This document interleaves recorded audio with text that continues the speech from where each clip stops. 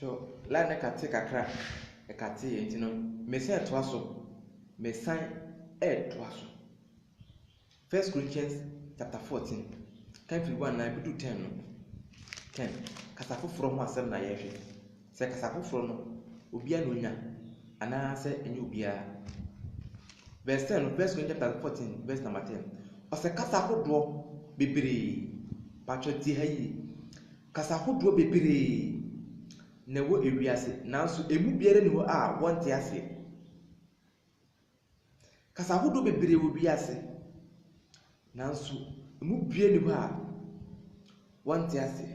na se me de verse 11 na se me te kasa no ase tio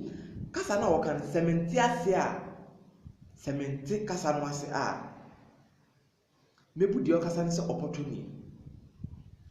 na de okasa no so bu mi se opportunity Patroti hayi sementi kasa no ase mebu ne o kasa ne se opportunity ye ka opportunity ente se foreigner enti se onya kon kasa se uhunu kurokun ofiri so kasa ma odi hunu se me kasa ne bia masese ka brofo we dey just na gbad na yi na kasa na wosan kasa wasa ono kasa kasa fufuro sa kasa fufuro na tons aye tons kisufo me pamacho mo mani na ho sa kasa yi mo wani na ho papa sa kasa yi men dada ho se Kristo ni nanso so ade se de boniefo no na woji ma wani na ho etraso verse 12 se nas also se mopo verse 12 ase na monso mopo honhom fom ne ma no modin mo hwe sasafo no nkoso wenti mo hwehwe se asafo no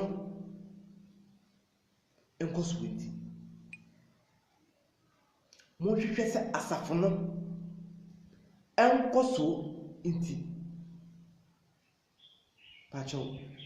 ne wo ye no masafo no nkoso ema asafo no enkoso ana ibisa kasa na wo kan ema asafo no enkoso ana se ema no nkoso ma wani na papa minwe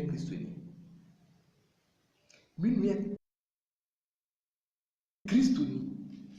ma wani na wa dibiara yesterday ma steady papa enyo Kristo ni na dada wo ni nsi wo ho adwetwe odofo mo bi na dawate fasem ni sua fasem sua de no sua sem no obi bi mo bi kan tell se onkonkron ana kaso ye kire tabi kasa fufuro ye kire na me onkonkron na di na me esa kasa yi ma trust you verse 12 osina se mo so mo bo hu mu fa mu ne mai modin mo hwe sa asafo no koso enti mo ba boro so enti die okasa kasa bi no omo mpaye se obetumi akyera se die okasa kasa bi no bo mpaye se obetumi akyera se e pa kasa na wo ka no wa kyera se wa kyera kasa no ase kasa na wo ka no wa kyera se e kasa bi mu masumu na ho yati se me bo mpaye kasa me honhom na bo mpaye ti hayi se me bo mpaye ɛwɔ kasa bi mu a me honhom na ɛbɔ mpaeɛ ɛnyɛ ma adwene sɛ wadwen da ɛna ɛsɛ wɔkyerɛ aseɛ bɔ mpaeɛ ɛwɔ kasa bi mu a patwom kan yie na tie asɛm na Bible na ɛka no na mfa wadwen kasa 1 Corinthians na ɛwɔ no 1 Corinthians hɔ na yɛhwɛ asɛm na firi kasa foforɔ na mmɔde ahyekyere mu kirikirikirikiri no kan Bible no yie na sua ne yie odifo prosper na mo akɔ aba sua Bible no yie na mfa kyekyere wo ho verse 13 ɔse enti deɛ ɔkasa bi no ɔmmɔ mpaeɛ sɛ obɛtumi akyerɛ aseɛ 14 na sɛ mebɔ mpaeɛ kasa bi mu a me honhom na ɛbɔ mpaeɛ maadwene deɛ ɛnte aseɛ patwa sɛ wobɔ mpaeɛ ɛwɔ kasa bi mu a ɔsɛ honhom no na ɛbɔ mpaeɛ o na waadwene deɛ ɛnte aseɛ mepaakyɛw ɛyɛ dɛn na wobɔ mpaeɛ kasa bi mu na yɛmfrɛ wo na wotumi gye so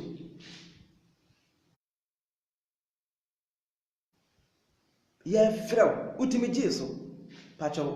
sɛ Honhom ne ba na woka saa kasa foforɔ no a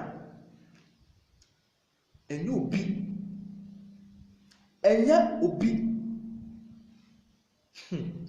ditufoɔ mpakyɛw mɔmɔ mani na hɔ na munsua adeɛ yie papapapapapapa sɛ mebɔ mpaeɛ kasa bi mu a me honhom na ɛbɔ maadwene deɛ nte aseɛ na afei ɛyɛ dɛn na wobɔ mpaeɛ na yɛbɔ adɔma na wogyae ɛyɛ dɛn mesensi so biem pakyɛ Bible no ɛwɔ mu hwɛ mu yie hwɛ Bible no mu yie 1 Corinthians chapter 14 verse 14 okay ɔsena sɛ mebɔ mpaeɛ kasa bi mu a me honhom na ɛbɔ mpaeɛ na maadwene deɛ ɛnte aseɛ waadwene no deɛ wonim deɛ woka because honhom no ana ahyɛw ana wobɔ saa mpaeɛ no waadwene nte aseɛ da ɛno nti na obi nso kyerɛ aseɛ ɛno nti na obi nso ɛkyerɛ aseɛ because waadwene nte aseɛ sɛ waadwene nte aseɛ deɛ a ɛne sɛ wobɔ deɛ a wankasa kyerɛ aseɛ sɛ woka deɛ a wankasa kyerɛ aseɛ verse 15 ɔsena afei deɛ mede me honhom bɔ mpaeɛ na mede maadwene nso mabɔ mpaeɛ na mede me honhom meto nnwom na maadwene nso ato dwom na sɛ wode honhom hyira ɛbɛyɛ dɛn na deɛ ɔnte no agye wade seda no so amen sɛ wode honhom hyira ɛbɛyɛ dɛn na deɛ ɔnte kasa no a wɔka wagye so amen ɔsɛ wodeɛ wada ase yie deɛ nanso wɔno deɛ wɔnya nkɔsoɔ verse 16 ɔsena sɛ wode honhom hyira ɛbɛyɛ dɛn na deɛ ɔnte ase no agye waseda no so amen ɛbere a wɔnim deɛ woreka bere a wɔnim asɛm ko a wɔka verse 18 meda Nyankopɔn ase sɛ mekasakasa ahodoɔ bebree sen mu nyinaa nanso asafo mu deɛ mepɛ sɛ mede maadwene meka nsɛm num tie o asafo ni mu pɛ sɛ mede maadwene ka nsɛm num sene sɛ mɛkasakasa ɔpɛdum ɛwɔ kasa bi asɔfoɔ no pakyɛw moma members no nte aseɛ sɛ wontene a Nyankopɔn ɔma wo so ana tɔn so no a mode akyekyere mo ho no ɛnyɛ hee baba na mmom firi Nyankopɔn bɔ ade firi tetetetetete ɛbɛsi nnɛ ɔma ɔfoforɔ bi aka ho biem kasa yɛte no noa na yɛte na afei ɛyɛ dɛn na yɛde baba ɛbɛnyaeɛ so mobɛka kasa foforɔ no ɛnyɛ hee baba ɛmmoa teseɛ asɛm a meka menim sɛ ebi bɛgye adi ebi nso nyi nni na ɔmo nyi nni no ɔmo nso na ɛka saa kasa no ɔmo nso na ɛka sɛ wode w'adwene ɛbɔ mpaeɛ a nea woka bia wote ase nanso wode wo honhom ɛbɔ mpaeɛ deɛ a nea honhom no kaeɛ no w'adwene nte aseɛ da agye obi ɛna ɛbɛka ma wo ahu nea wokaeɛ nti na ɔse so bi nkyerɛ aseɛ mmienu anaa mmiɛnsa sɛ nkyerɛ aseɛ ni hɔ a monka ma no ntom asafo nim monka mo no tum e wasafo nim. Okay, verse 20 ozimia no monya fra wa adwene mu na emum boni mu na monya mofra wa adwene mu na emum boni mu ko boni mu ayo ho sa kwala we oni boni akwala ni boni mu na ye ho akwala bere ho ase kosi se nti baba bere ho ase ma ni panyina akwala ni boni o bona no retaliation and no take revenge boni mu na monya mo mofra o sa adwene mu de ma monya mo se mofra na emum boni mu na ye ho sa kwara ko sa kwara de o de boni di na onya ho kwan se obitima be kasati a dabi o se kasa foforo na ana foforo na me de o man be kasa na se impo wan o se na sa warranty ewrade no se verse 22 enti kasa hodo no enye senkyerene ma agidifo enye senkyerene emma agidifo na emom eye senkyerene ma won a wonyi nie ne nkohwem de eye won a wonyi nie dia na emom eye won a wogide dia verse 23 na se asafum hia faako ti hanzo yie safum hia faako na wonyina akasa hodo safum na bi hia faako na wonyina kasa ahodo wati no besa be ka wa safuni na be hia na wonyina kasa hodo na won a wonnim anas won a wonyi ne ba mu a wore kasa ma boda mana wore ka won se e kan ha no obeka se me person ka munyina mo kasa fufuro afenso aso be ka se sasafunyin hia fa ko na wonyina kasa hodo na wona wonyi ne ba mu a wore kasa ma boda mana 24 na se wonyina hyenkom na obi anyi alia na se obi ni bibi mu a wonyina twinanim wonyina bunu achen 25 na nakoma ohuntasem dadi na ode sa akoto di nani butu fam so de yankopon aka se yankopon wo mumu ampa 26 osabama chere enuma osna afa ede anuanu se muhia mu a mumu bi wodwom a obi su wo nkyerɛkyerɛ obi wo kasa bi ti hayi na afa enuaden se muhia mu a mumu bi wodwom fese nyeyi na nanwom na ewoye obi wo nkyerɛkyerɛ se nyeyi na obi wo kasa bi kasa foforo enye dipa nyina o obi wo adiyi anase obi wo mumani na nya di ema nkoso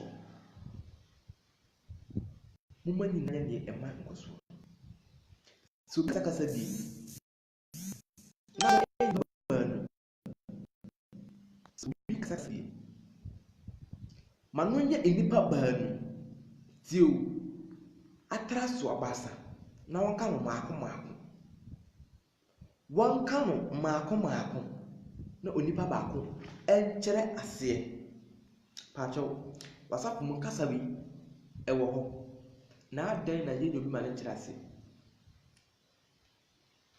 wasapo mu kasa bi ewo ho bebre adan na ye obi ma ne kyere ase won se nyankopon di asafo besi ho amfodifuo emamuda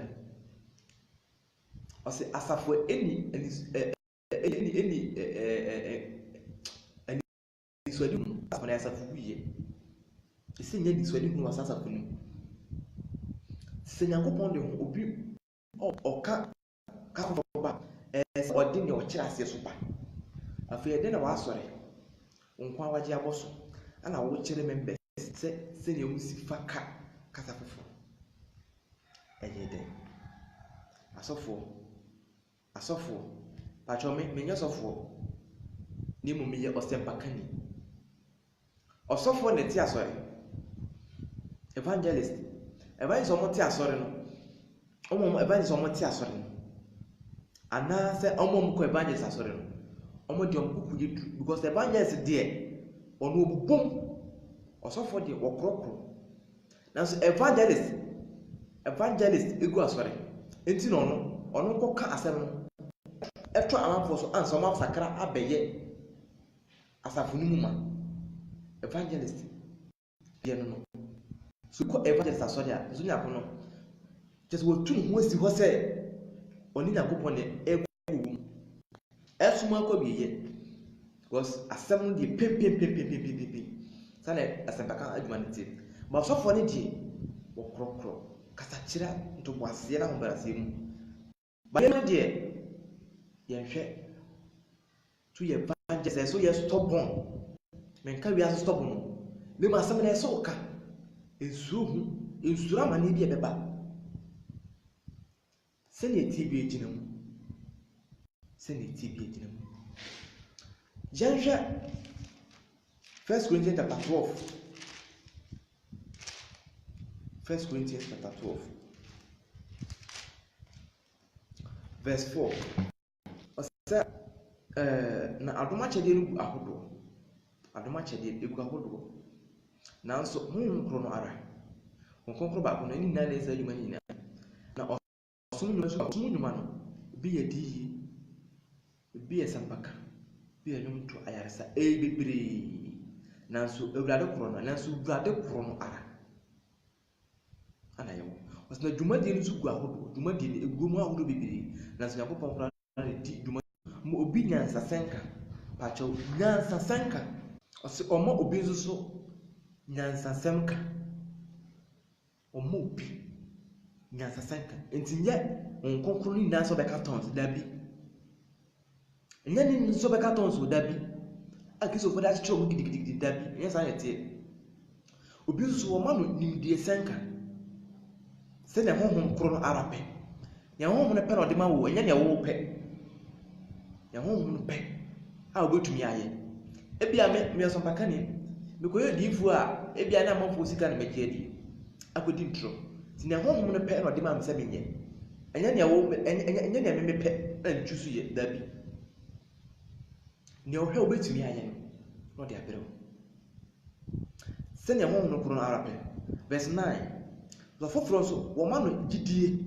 ba cho nyi nipa na no gidie o gidie nyi nipa na no gidie se ne honhom no pe no de ma okay honhom no kro aramu obi nso wo ma no ayaresa adoma chede honhom kro no aramu obi nso wo ma no tumidie ye obi nso wo ma no nkomhye obi nso wo ma no honhom ahodo mu hunu obi nso wo ma no kasa ahodo obi nso wo ma no kasa ahodo entini enyemu nyina na sa kasa mo beka fatu tirim se nya safo nyina na beka sa kasa no so fo bu am se ayi tons ye kire no dabi mo hwe yie okay obi nso wo ma no kasa ahodo enkyerase o ma no kasa ahodo do bi nso wo ma no kasa ahodo enkyere ase adan na Yakobon di obi obeka kasa fofora ba osafo na onfa na obekire ase so ma ama safo ni nyakoso fanse Ghana na ye na ye wasori twingwa na eti na se Yakobon ana no ho so abehye obi no o ka kasa foforo na wani obi obekire ase ma safo ni nyakoso a ba cho ede no ba be ye maye kasa no beka kire ye faso be na ye be nyaye inya faso be enso obi kire ase lu bia so nya no entiase na safo so nya nkoso ba cho enhwehwe wan kasa wonim die anan tinia sofo bi aka kire wo na nkoye ne ensem pata kasa foforo a mo se e ton so yen hwa se mo Revelation chapter 17 verse 15 Revelation 15 17-15 se bini ba ya dwen bizo me ya dwen na me de ase ma bebu wore me ya dwen oni ma ya dwen maka nya ne wo pe na me beka na emom ni ewurade pe Bible na bigina so me ko tam history bi na America na emom nya me asem na bigina so America okay Revelation chapter 17 verse number 15 osna okasa kire mo se insu a wo hu na no ne odwamanfo a wote so no ye enkrofo ase ne ye nkuro ne enkrofo ne akuaku ne aman ne kasa ahodo pacho ahaso so eyeton so ha aha nso so ɛyɛ tons besides so bi na ɔka kyerɛ me sɛ nsuo a wohunu yɛ no odwamanfoɔ nte so ne yɛ nkuro ne nkurɔfoɔ kuo ne aman ne kasa ahodoɔ aha ɛyɛ tons. Yɛnsan hwɛ Daniel chapter 7. Odiyifoɔ Daniel kasa na mode egu asɔre ma mode ha nipa deɛ monhwɛ yie papa na nyame hu kronkron wɔnte obi a ɔyɛ de bɔne yɛ ni mu nyame hu kronkron ana na me di kan kan sɛ wo deɛ wo sɛ kasa no ka nyame bia no de adom na ma memo hu sɛ ɛnyɛ kasa obi nti aseɛ kasa no ka obi ti aseɛ na wakyerɛ aseɛ na me woyɛ dwamanfo a wɔntena wo mu ɔsɛ honhom ne ba a wɔbɛka kasa fofo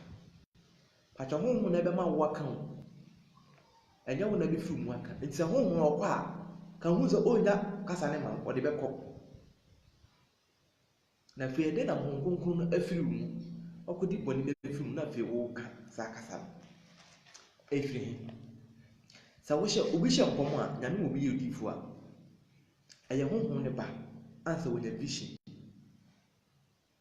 sɛ honhom ne kɔ a ɔntumi nya adiyie bia bio adiyie no ɛnka na mmom honhom kronkron ba ansa adiyie no aba na afei ɛyɛ dɛn na sɛ honhom kronkron aba wo so a woka saa kasa no woyɛ dɛn na woka saa kasa obi nti ase Daniel odiyifoɔ Daniel sofo hwɛ yie asɔfo so hwɛ yie kyerɛkyerɛ bɔne mo ɔse enso a obetumi dɛ si ho bi kwan ana bia ne ho bi sutum Kristo ni ma wani na ho Daniel chapter 7 verse 14 ɔse na ɔno na wɔde tumi ne animuonyam ne ahenni maa no ma amane nkurɔfoɔ ne kasa ahodoɔ nyinaa patro aha kasa ahodoɔ na ɔkaa yɛ no nso so aha nso so ayɛ tons ana sɛ mo sɛ kasa ahodoɔ ɛyɛ tons bisi so bi Daniel 7:14 ɔse na ɔno na ɔde tumi ne animuonyam ne ahenni maa no ma amane ne nkurɔfoɔ ne kasa ahodoɔ nyinaa som no kasa ahodoɔ nyinaa som kasa ahodoɔ me patro aha nti ɛyɛ tons na kɔsom saa ahenni no ɛyɛ tons da foforɔ ɛba a ɛbɛkɔ so ɛsɛ ɛma ɛbrikyi ɛwɔ asafo mu anaasɛ ɔbaa mbie na no wɔ asafo mu ɛbɛkɔ ne nso so yɛasɛ ɛno no abɛyɛ sintidua bebree ɛma asafo bi ɛbɛhwɛ no so sɛ ɛyɛ nokware sɛ ɔbaa brikyi anaasɛ ɔbaa tumi ɛka nyame asɛm yɛbɛhwɛ no so ɛwɔ da foforɔ nyame asomdwe nka wo a wohwɛ me ne wo a wo like ne wo a wohyɛ nyame asomdwe nka mu biara dawuro na yɛgu so a yɛbɔ adwensakyerɛ adwuma na yɛyɛ ɔdɔfoɔ pakyɛw miɛwani adwuma biara bɛtumi ayɛ aboa nyame no yɛnaboa kakra bi a wɔsɔ mepakyɛw menka sɛ fa bɛboa me daabi meyɛ m'adwuma